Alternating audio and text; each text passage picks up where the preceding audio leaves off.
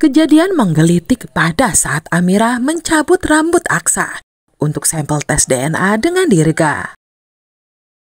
Hai, Assalamualaikum, apa kabar? Selamat datang kembali, semoga selalu dalam keadaan sehat dan juga bahagia ya. Berikut ini akan dijelaskan sedikit sinopsis untuk hari ini, tanggal 11 Juli 2025. Namun sebelum itu, buat teman-teman yang baru bergabung, jangan lupa like, subscribe, dan nyalakan tombol loncengnya agar tak ketinggalan video terbaru selanjutnya. Terima kasih banyak buat teman-teman yang sudah subscribe dan like video ini. Semoga teman-teman semua selalu diberikan kesehatan dan rezeki yang melimpah. Setelah operasi donor sumsum tulang belakang selesai, Aksa perlahan dipindahkan ke ruang rawat biasa. Meski tubuhnya masih terasa lemah, ia sudah mulai bisa membuka mata dan merasakan denyut nyeri, sisa tindakan medis tadi. Sementara itu, Dirga pun langsung mendapat penanganan lanjutan dari tim dokter. Semua orang berharap tindakan besar ini bisa membawa keajaiban bagi hidup Dirga. Amira yang tak kuasa menahan rasa cemas langsung mendatangi Aksa. Melihat suaminya sudah sadar, rasa syukur pun mengalir di dadanya.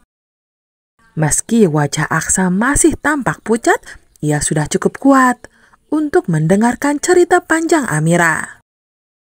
Dengan suara lirih, Amira menceritakan kecurigaannya bahwa Dirga sebenarnya adalah salah satu bayi kembar mereka yang selama ini hilang entah kemana. Keyakinan itu tumbuh semakin besar di hati Amira, membuatnya mengambil keputusan untuk membuktikan kebenaran tersebut, yakni melalui tes DNA. Ia mengajak Aksa ikut serta agar hasilnya benar-benar sah dan meyakinkan. Tak lama kemudian, Amira meminta izin untuk mencabut sehelai rambut Aksa sebagai sampel. Namun yang terjadi justru mengundang senyum. Karena Aksa merajuk manja, takut merasa sakit meski hanya dicabut satu helai rambutnya. Momen kecil yang lucu itu mendadak terganggu saat Amira tanpa sengaja melihat Damar berdiri di luar ruangan. Senyuman Amira pun perlahan menghilang, berganti wajah tegang yang berusaha ia tutupi di hadapan Aksa. Di sisi lain, Damar menatap tajam ke arah mereka. Dan di dadanya, api cemburu serta dendam semakin membara. Baginya, dunia begitu sangat tak adil baginya. Dan Aksa tak pantas merasakan kebahagiaan, terlebih setelah apa yang terjadi pada Mawar. Wanita yang begitu sangat ia cintai harus kehilangan nyawanya, dan ia pikir semua itu karena kejahatan Aksa. Damar tak kuasa membiarkan Aksa terus hidup tenang bersama Amira. Ia merasa hidup sudah sangat tidak adil padanya, hingga benih niat buruk pun tumbuh. Dalam hatinya muncul rencana agar Aksa pun bisa merasakan kehilangan yang sama pedihnya. Sama seperti ia kehilangan Mawar yang kini hanya tinggal kenangan. Sementara itu, di balik jeruji besi, Galang pun tak luput dari derita. Saat jam makan siang, ia dijatuhkan dengan sengaja oleh narapidana lain, membuatnya tersungkur di lantai yang dingin. Suara tawa mengejek memenuhi ruangan, memancing amarah Galang yang meledak begitu saja. Ia balas memukul mereka, memicu keributan yang membuat para sipir terpaksa turun tangan untuk melerai mereka. Di tempat berbeda, Adam dibuat terkejut dengan sebuah pesan masuk yang pengirimnya tak diketahui. Isi pesan itu adalah foto Bella yang tampak pingsan di atas sofa, membuat dada Adam seketika sesak oleh rasa panik. Rangkaian pesan lain muncul, memerintahkan Adam untuk segera datang ke alamat tertentu jika ingin Bella selamat. Tanpa pikir panjang, Adam langsung melaju, dihantui bayangan terburuk sepanjang perjalanan. Sesampainya di lokasi, Adam melangkah penuh kewaspadaan, menuju pintu bernomor 118. Detak jantungnya tak terkendali, khawatir ia datang terlambat. Di balik pintu itu, Bella yang masih tak sadarkan diri tampak diseret oleh Tommy. Entah apa maksud ayahnya itu. Apakah ia berusaha menolongnya atau bahkan mungkin sebaliknya?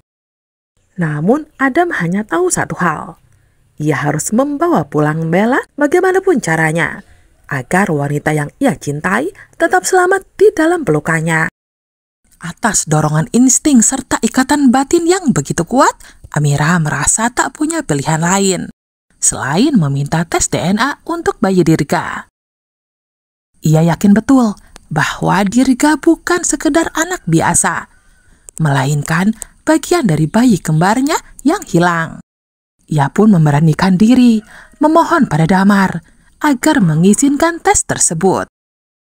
Namun sebelum permintaan itu benar-benar dibahas lebih jauh, perhatian mereka sempat teralihkan. Tiba-tiba dari ruang operasi, dokter yang menangani tindakan donor sumsum tulang belakang untuk Aksa keluar, membawa sebuah kabar penting. Di tengah kekhawatiran itu, Amira tak bisa membohongi hatinya sendiri. Ia sadar, sekalipun Damar nanti mengizinkan tes DNA dilakukan, ada rasa takut yang terus menghantui.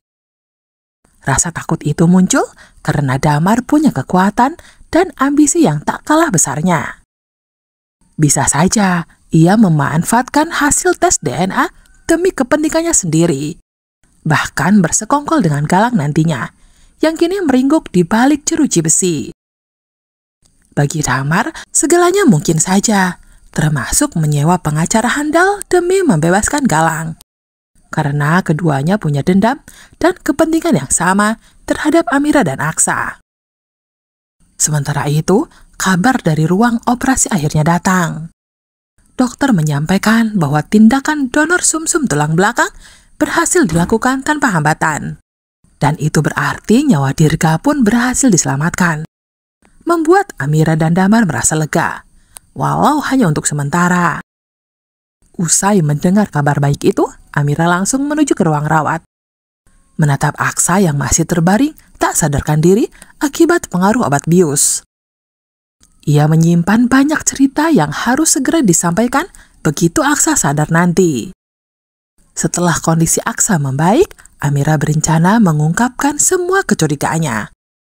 Kecurigaan yang diperkuat oleh kecocokan donor sumsum tulang belakang antara Aksa dan Dirga, juga fakta bahwa tempat pertama kali Dirga ditemukan memiliki cerita kesamaan antara Reno dan juga Nenek Ria dengan bayi kembarnya itu terakhir hilang. Di sisi lain, di tempat yang berbeda, Dr. Lana dan Zaki terlibat adegan mendekangkan. Saat mereka menghadang seorang pencuri yang menjamret tas Hilda. Tak ada yang menyangka di dalam tas itu tersimpan barang-barang hasil kejahatan Hilda.